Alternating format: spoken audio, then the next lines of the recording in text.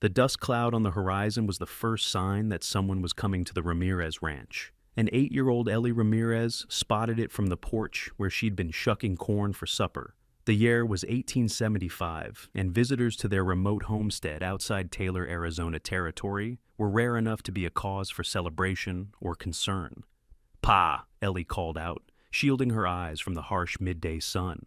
"Someone's coming." Frank Ramirez emerged from the barn, wiping his calloused hands on a rag.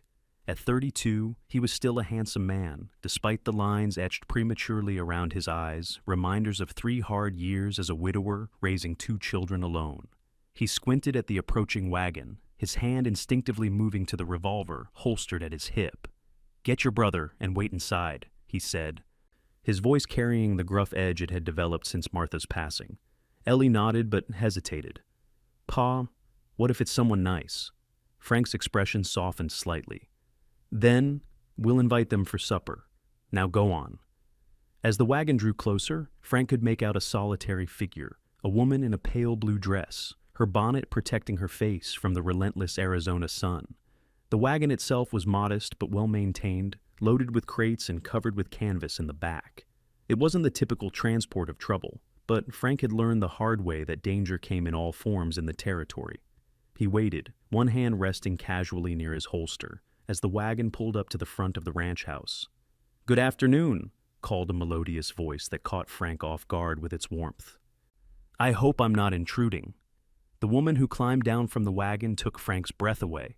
She was tall and willowy, with auburn hair peeking out from beneath her bonnet and the most startling green eyes he'd ever seen. Her skin was fair but kissed by the sun, suggesting she was no stranger to outdoor work.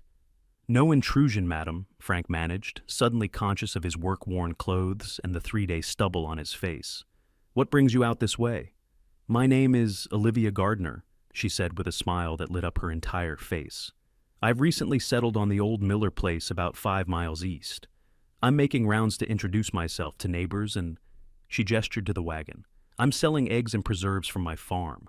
Before Frank could respond, the front door of the ranch house burst open. His 6-year-old son, James, shot out like a bullet from a gun, with Ellie following close behind. "Pa, can we see?" James asked, his eyes wide with curiosity. "I told you two to stay inside," Frank said sternly, but there was no real anger in his voice. James ignored the gentle reprimand, his attention fully captured by the visitor. He approached the wagon cautiously, then, seeing the crates, ran straight to Olivia. Before Frank could stop him, the boy had wrapped his small hands in the fabric of her skirt, peering up at her with unabashed curiosity. "Are you an angel?" James asked solemnly. "Ma's an angel now. Pa says so." Frank felt heat rise to his face. "James, that's no way to greet a lady. Let go of Miss Gardner's skirt this instant." But Ellie had joined her brother, similarly enthralled by the visitor. And now both children clung to Olivia's skirt, as if she might disappear if they let go. To Frank's surprise, Olivia Gardner laughed a sound like water over stones in a creek, and knelt down to the children's level, seemingly unbothered by the dust that would surely soil her dress. "I'm no angel, young man," she said kindly to James. "Just a neighbor with too many chickens that lay too many eggs." She glanced up at Frank, her eyes twinkling. "And who might you two be?" "I'm James Ramirez," the boy announced proudly. "I'm 6. This is my sister Ellie. She's 8 and bossy." "Am not," Ellie protested, but she was smiling. "Miss Gardner, do you have children too?" A shadow passed briefly over Olivia's face, so quickly Frank almost missed it. "No, I don't," she said softly. "It's just me and my chickens and my vegetable garden." Frank finally found his voice again. "Children, give Miss Gardner some space. I apologize for their behavior, madam. They don't see many visitors, especially—" He trailed off. "Women?" Olivia supplied with a knowing smile. "Please, don't apologize. They're delightful." She straightened up, though the children still remained close. "And please, call me Olivia." "Frank Ramirez," he offered in return, finally stepping forward to offer his hand. When she took it, he was surprised by the strength in her grip and the calluses that matched his own. This was a woman who worked hard. "Would you like to see my eggs, Mr. Ramirez?" she asked, and then blushed slightly at how the question sounded. I mean, I have several dozen fresh ones, and some preserves as well, blackberry and peach from my orchard. We ain't had fresh eggs in forever, Pa, Ellie exclaimed. Can we get some, please? Frank hesitated. The ranch was getting by, but luxuries were few and far between since Martha died. Still, the hope in his children's eyes and something about Olivia Gardner's kind smile made it impossible to refuse. We'd be happy to buy some eggs, Miss Gardner Olivia, he corrected himself, and perhaps some preserves too, if your price is fair. I believe in neighbors helping neighbors, Mr. Ramirez. My price is always fair. She moved to the back of the wagon and unveiled several crates of neatly packed eggs and jars of preserves. The Miller place came with fruit trees that were sorely neglected. This is their first good harvest in years, I suspect. As Olivia showed the children how carefully she had packed the eggs, Frank found himself watching her with unexpected interest. It had been 3 long years since Martha's fever took her, leaving him with a baby and a toddler to raise alone. 3 years during which his world had shrunk to the boundaries of the ranch and his responsibilities as a father. He had not given a thought to another woman in all that time, yet something about Olivia Gardner stirred feelings he had long buried. Pa says you can stay for supper, James suddenly announced, tugging at Olivia's skirt again. Frank's eyes widened. James, I said no such thing. Olivia laughed. It's quite all right, Mr. Ramirez. I should be getting back before dark anyway. We're having corn and beans, Ellie said, disappointment evident in her voice. It's not special, but Pa makes it good. Frank watched as Olivia knelt again to speak directly to his daughter. I'm sure your pa makes wonderful corn and beans, but I really should head home. It's a long ride back to the Miller place, Frank heard himself saying, and it would be nice to have eggs for breakfast tomorrow. We'd be honored if you join us for a simple supper, Miss Gardner, to welcome you to the area. The smile that lit up Olivia's face made something flutter in Frank's chest, a sensation he'd almost forgotten. In that case, I accept your invitation, Mr. Ramirez, and I insist on helping with the preparations. Before Frank could protest, Olivia was being led by both hands toward the ranch house, his children chattering excitedly on either side of her. He stood for a moment, watching them go, wondering what had just happened to the quiet routine of his carefully ordered world. Inside the modest ranch house, Olivia immediately noticed the signs of a home missing a woman's touch. Everything was clean, but sparse, functional rather than comfortable.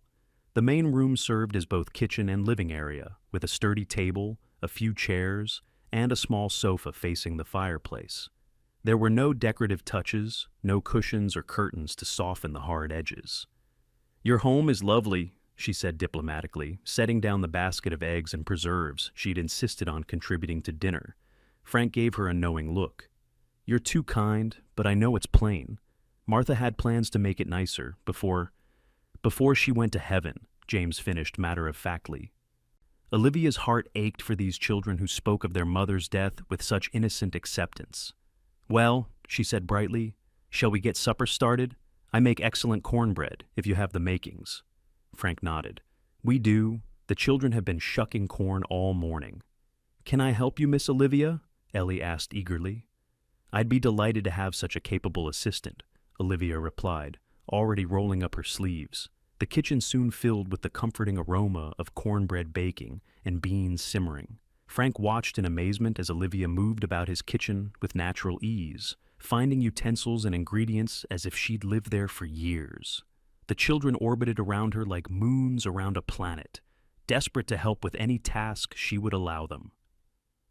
Miss Olivia says she has a horse named Star, James informed his father importantly as he set the table, and 12 chickens and a cow named Buttercup. Is that so? Frank replied, smiling despite himself. She says I can come see the baby chicks sometime if you say it's all right, Ellie added. Can we, Pa, please? Frank met Olivia's eyes across the room. That's very kind of Miss Gardner, but we wouldn't want to impose. It's no imposition, Olivia assured him. The Miller place is lonely sometimes. I'd welcome the company. The confession seemed to slip out unintentionally, and Frank saw a flash of vulnerability in her eyes before she turned back to the stove. He wondered about her story. What had brought a woman like Olivia Gardner to stake a claim alone in the Arizona territory? Supper was the liveliest affair the Ramirez Ranch had seen in years. The children peppered Olivia with questions about her farm, her journey west, her favorite foods, and 100 other topics. To Frank's surprise, she answered each one patiently, drawing out stories from the children in return. "How long have you been at the Miller place?" Frank asked during a rare lull in the conversation. "Just 3 months," Olivia replied. "I came west from Boston after my father passed away. He left me just enough to buy the small farm and start over." "All by yourself?" Frank couldn't hide his surprise. "That's mighty brave." A shadow crossed Olivia's face.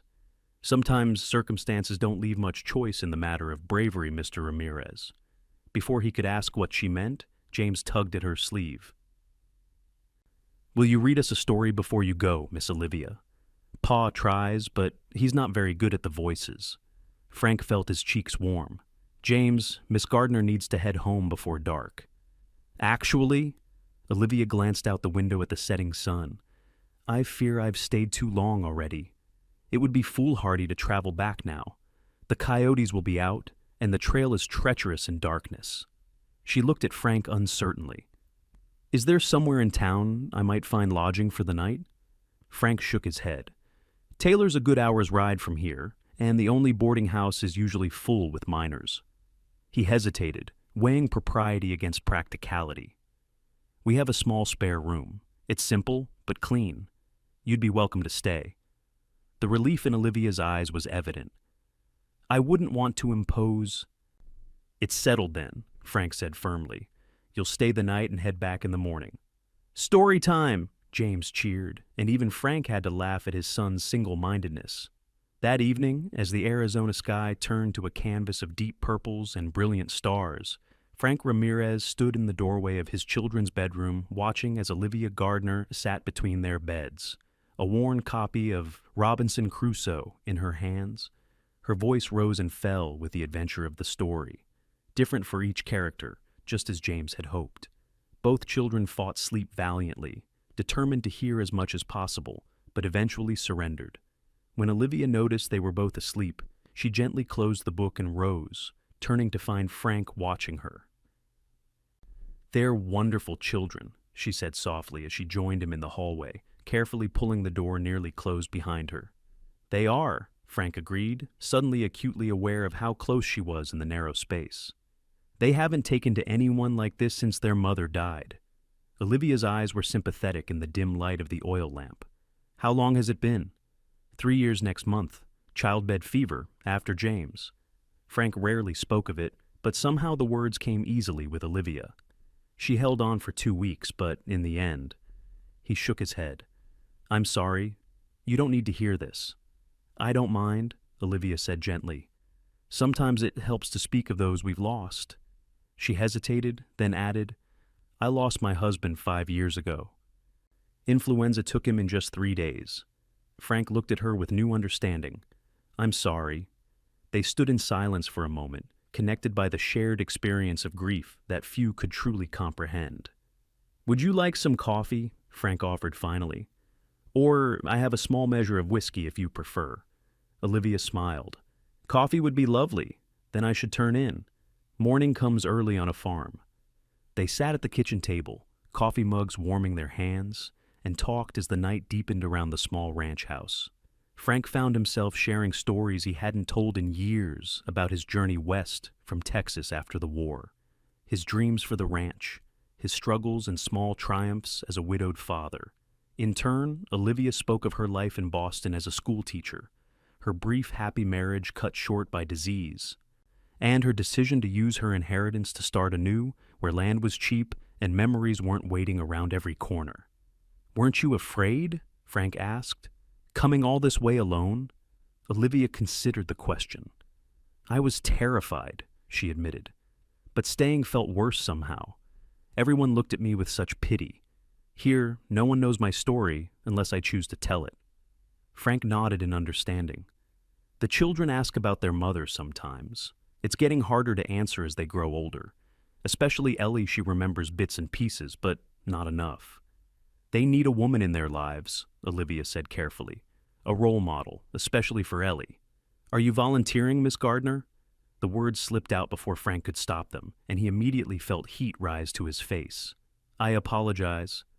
That was presumptuous. To his surprise, Olivia laughed softly. I wouldn't mind seeing more of you and the children, Mr. Ramirez, if that's what you're asking. Their eyes met across the table, and Frank felt something shift between them, possibility opening like a flower at dawn. I believe it is, he said quietly. Morning came with the crowing of a distant rooster and the soft golden light of an Arizona sunrise. Olivia woke in the spare room, momentarily disoriented until the events of the previous day came flooding back. She smoothed her dress as best she could and pinned her hair up neatly before venturing out. She found Frank already up, stoking the fire in the kitchen stove. He turned when he heard her, and the smile that spread across his face made her heart skip. Good morning, he said. I hope you slept well. Better than I have in months, she admitted. Thank you for your hospitality. Before he could respond, the patter of small feet announced the arrival of James and Ellie, both still in their nightclothes, hair tousled from sleep. Miss Olivia, you're still here, James exclaimed joyfully, immediately attaching himself to her skirt again. I told you she would be, Ellie said with the superior air of an older sister, though she too came to stand close to Olivia. Good morning, children, Olivia greeted them warmly. Shall we make your father some breakfast with those eggs I brought? The morning passed in a flurry of domestic activity that felt strangely natural to all involved. Olivia showed Ellie how to crack eggs without getting shells in the pan, while James set the table with exaggerated care. Frank watched them, a curious lightness in his chest that he hadn't felt in years. After breakfast, Olivia knew she couldn't delay her departure any longer. She had animals to tend and work waiting at her own farm. Frank helped her load the wagon while the children watched forlornly from the porch. Thank you again for everything, Olivia said, as she prepared to climb up to the seat. The meal, the company, the lodging. Frank hesitated, then took her hand. When might we see you again? The children would be mighty disappointed if this was a one-time visit. Just the children? Olivia asked softly, her eyes meeting his. Frank's smile was slow but genuine. No, not just the children. I make my rounds with eggs every Wednesday, she offered, but I could perhaps stop by on Sunday after church as well, if that would be welcome. More than welcome, Frank assured her. He hesitated, then added, In fact, we'd be honored if you'd join us for Sunday dinner this week. I'm not much of a cook, as you've seen, but I could manage a roast. Olivia's face lit up. I'd like that very much. As promised, Olivia returned the following Sunday, her wagon laden with fresh bread she'd baked that morning, and a small pot of honey from her beehives. The children spotted her approaching and ran down the drive to meet her, their Sunday best already smudged with dust from play. Miss Olivia! Miss Olivia! They chorused, racing alongside her wagon. Frank emerged from the house, freshly shaved and wearing his good shirt, a sight that made Olivia catch her breath. He helped her down from the wagon, his hands lingering at her waist, perhaps a moment longer than strictly necessary. Welcome back, he said, his voice warm. You've been sorely missed around here. Has it only been 4 days? Olivia replied with a smile. It feels longer somehow. The Sunday dinner was a grand affair by Ramirez Ranch standards. Frank had indeed managed a roast, and Olivia's fresh bread and honey made the meal feel like a feast. After eating, they sat on the porch while the children played in the yard, talking as easily as if they'd known each other for years instead of days. I should be going, Olivia said reluctantly as the afternoon waned. My animals will need tending. When will you come back? James asked anxiously, abandoning his game to rush to her side. Olivia looked to Frank, a question in her eyes.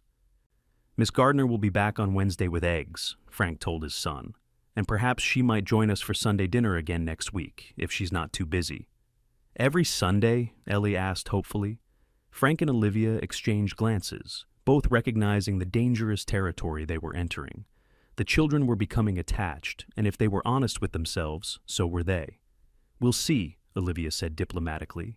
I would certainly like to. That Wednesday, and each Wednesday after, Olivia arrived with eggs and often other goods from her farm. Frank always insisted she stay for at least a cup of coffee, and soon those visits extended to shared meals and long conversations that stretched into the evening.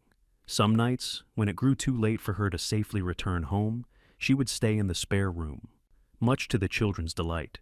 On Sundays, she joined them for dinner without fail, sometimes attending the small church in Taylor with them first. The people of the town noticed the handsome widower and his children growing close to the independent woman who'd taken over the Miller place, and gossip inevitably followed. But neither Frank nor Olivia paid it much mind. As spring turned to summer, Olivia taught Ellie to make simple dolls from corn husks and showed James how to collect honey safely from her hives. Frank helped her mend her barn roof and dug a new well closer to her house. Their lives began to intertwine in 100 small ways, creating a pattern that felt increasingly permanent. One evening in late July, after the children were asleep, Frank and Olivia sat on the porch swing, watching heat lightning play across the distant mountains. The air was thick with the scent of sage and the promise of rain. "I've been thinking," Frank said after a comfortable silence, "the children and I could come help you with your harvest next month. It's too much work for one person." Olivia smiled. "I'd welcome the help, and I could assist with your cattle roundup in the fall. I'm not much of a rider, but I can cook for the hands." Frank took her hand, his calloused fingers gentle against hers. "Olivia, I hope you know that you've become important to us, to all of us. And you to me," she admitted softly. "More than I expected when I first came up your drive with eggs to sell." "I never thought I'd feel this way again after Martha died," Frank said, his voice rough with emotion. "I thought that part of my life was over." Olivia's heart raced. "What way, Frank?" He turned to face her fully, his eyes serious in the dimming light. "Like I've found something precious I didn't even know I was looking for. Like my heart recognizes something in you it's been waiting for." He shook his head. "I'm not a man of fancy words, Olivia, but I care for you deeply." "I care for you too," she whispered, tears pricking at her eyes. "And for your children. More than I can say." Frank leaned forward slowly, giving her time to pull away if she wished. But Olivia met him halfway, their lips connecting in a kiss that felt like coming home after a long journey. His hand came up to cup her cheek gently, and she leaned into his touch, savoring the warmth and strength she felt there. When they finally pulled apart, both were breathing quickly, eyes wide with the significance of what had just happened. "I should go," Olivia said, though she made no move to rise from the swing. "Stay," Frank said simply. "Not just tonight. Stay with us, Olivia." She looked at him in surprise. "Frank, are you asking—" "I'm asking you to marry me," he said firmly. "I know it hasn't been long, but when something feels this right, why wait? The children adore you, and I—" He took a deep breath. "I love you, Olivia Gardner. I want to build a life with you, if you'll have us." Tears spilled down Olivia's cheeks, but her smile was radiant. "Yes," she said. "Yes, I'll have you, all of you. I love you too, Frank, and I love Ellie and James as if they were my own." Their second kiss sealed the promise, tender and full of hope for the future they would build together. The wedding took place in early September, a small affair at the church in Taylor with just a few neighbors and friends in attendance. Ellie served as flower girl, proudly scattering petals down the aisle, while James carried the rings on a small cushion, his face solemn with the importance of his task. Frank stood at the altar, barely able to believe his good fortune as Olivia walked toward him, radiant in a simple cream dress with wildflowers in her hair. Judge Thompson, who doubled as the town's minister, conducted the ceremony with a broad smile, having watched their courtship with approval from the beginning. "I now pronounce you husband and wife," he declared at last. "You may kiss your bride, Mr. Ramirez." As Frank kissed Olivia to the cheers of those gathered, he felt a tugging at his leg. Looking down, he found James and Ellie, both beaming up at them. "Is Miss Olivia our ma now?" James asked loudly enough for everyone to hear. Laughter rippled through the small church as Olivia knelt down in her wedding dress. "I would be honored to be your ma if you'll have me," she said seriously.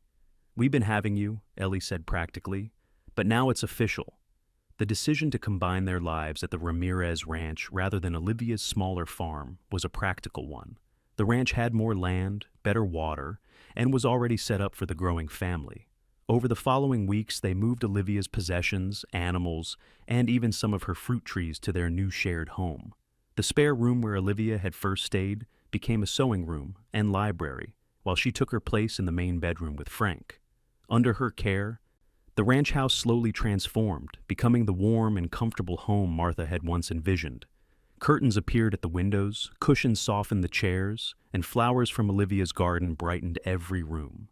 Winter came early that year, with the first snow falling in late October. The Ramirez family gathered around the fireplace each evening, Olivia often reading aloud, while Frank carved wooden toys for the children or mended harnesses. They were simple evenings, but filled with a contentment none of them had expected to find again. In the spring, as the land renewed itself, Olivia shared news that brought fresh joy to the ranch. She was expecting a child of her own. "A baby brother," James exclaimed when they told the children. "I just know it's going to be a boy." "It might be a sister," Ellie reminded him, though she looked equally thrilled at the prospect. "Brother or sister, this baby is very lucky," Frank said, his arm around Olivia's waist.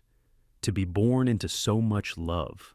The pregnancy progressed smoothly through the summer months, though Frank couldn't help but worry, memories of Martha's difficult delivery and subsequent illness haunting his dreams. Olivia understood his fears and did her best to reassure him, taking extra care with her health and insisting they hire the new doctor and tailor to attend the birth when the time came. On a crisp November morning, almost exactly a year after their wedding, Olivia gave birth to a robust baby boy with a shock of dark hair and his mother's green eyes. They named him Thomas after Olivia's father and Franklin for his own. As Olivia nursed their son in the bedroom she and Frank shared, Ellie and James peeked around the doorframe, eager for their first glimpse of their new brother. "Come in," Olivia invited with a tired smile. "Come meet Thomas." The children approached cautiously, their eyes wide with wonder. "He's so tiny," Ellie whispered. "But he'll grow," Frank assured her, his voice thick with emotion as he watched his family, the one he'd had and the one he'd found, now merged into something greater than he could have imagined. James reached out a tentative finger to touch the baby's tiny fist. To everyone's delight, Thomas grabbed hold and wouldn't let go. "He's strong," James said proudly, "like Pa." "And determined," Olivia added with a laugh, "like his brother and sister." Frank sat carefully on the edge of the bed, gathering Ellie and James close with one arm, while his other hand rested gently on Olivia's shoulder. The circle of their family felt complete in that moment, healed from past sorrows and open to the joy of their shared future. "I never expected this," Frank said softly, looking from the children to his wife and new son. "When you drove up that day with your wagon full of eggs." "And they clung to my skirt before you could even speak," Olivia finished with a smile, remembering. "Best day of my life," Frank declared, leaning forward to kiss her gently. "Of our lives," Olivia corrected, including all of them in the circle of her love. Outside the window of the ranch house, the Arizona sun shone down on fields that would soon be planted for another season's growth. Inside, the Ramirez family began a new chapter in their story, one built on second chances, unexpected love, and the simple miracle of finding home in each other's hearts.